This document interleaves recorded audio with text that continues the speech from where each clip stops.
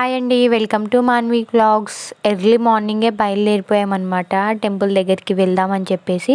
ఈ టెంపుల్ అయితే మాకు విలేజ్ ఎండింగ్లో అయితే ఉంటుంది. ఆంజనేయ స్వామి టెంపుల్ మా పొలం దగ్గరే ఉంటుంది. మేమైతే దేవుని దగ్గరికి భోగ్ పెడదామని అయితే వెళ్తున్నాం అనమాట. భోగ్ అంటే ఏంటి అని అనుకుంటున్నారా? చూపిస్తాను, ఎండింగ్ వరకు అయితే చూసేయండి వీడియోని. ఇదిగోండి కనిపిస్తుంది కదా, అది మా ఆవుల షెడ్. ఇది టెంపుల్ అనమాట. మీకు లాస్ట్ వీడియోలో కూడా చూపించే ఉంటాను. ఇది ఆంజనేయ స్వామి టెంపుల్. తోటైతే పెద్దోళ్ళు ఎవరు రాలేదు, మేమే వచ్చాము. మా అత్త వాళ్ళైతే గడ్డి కోయడానికి వెళ్ళిపోయారు మార్నింగే. ఇంకా మేమే మా తిప్పలు పడుకుంటూ మేము వెలిగిస్తున్నాం అనమాట. అసలు గాలి ఎంత వస్తుందంటే అసలు ఏ అగ్గిపుల్ల వెలిగించినా కూడా వెలగట్లేదు, ఆరిపోతుంది అనమాట. సగం అగ్గిపెట్టె అయిపోయిందంటే మీరే అర్థం చేసుకోండి ఎంత గాలి వస్తుంది అనేది. పొయ్యి పెట్టడానికి ఫస్ట్ అయితే ఇటుకలు తీసుకున్నాము. ఇక్కడ మా ఆయనకి నాకు కొంచెం యుద్ధం జరిగిందండి. ఎందుకంటారా, 4 సైడ్స్ పెట్టాలని నేను, 3 సైడ్స్ పెట్టాలని మా ఆయన.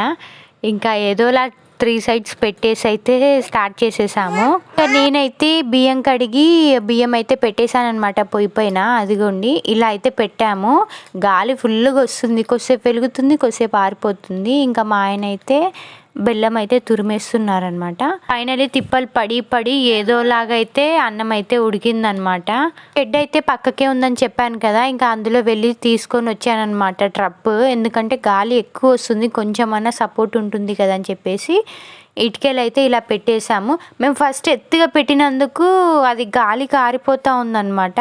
తర్వాత ఏం చేసామంటే 1 స్టెప్ అయితే తీసేసి కిందికి పెట్టాము, అప్పుడు ఉడికింది అన్నము.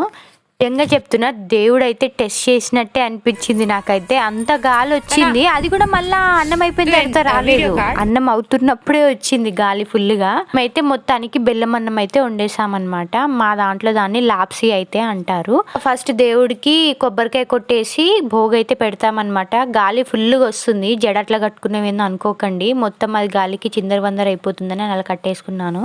రోజు అయితే మాకు హల్దీ ఫంక్షన్ ఉండే అనమాట. అప్పుడు మేము బ్యాంగిల్స్ అయితే వేసుకున్నాము, అందుకని నా చేతి నిండా బ్యాంగిల్స్ అయితే ఉన్నాయి, తీయలేదు. ఎలా వస్తుందో మీకు సౌండ్ పెడతాను చూడండి. ఇంత ఘోరంగా వస్తుందన్నమాట.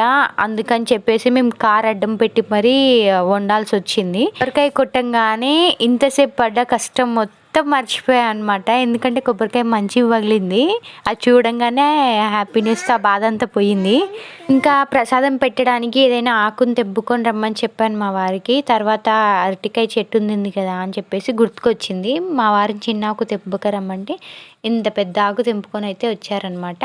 దీనిపైనే ప్రసాదం అవన్నీ పెట్టేశాము. అయితే 2 కొబ్బరికాయలు కొట్టాను, 2 కూడా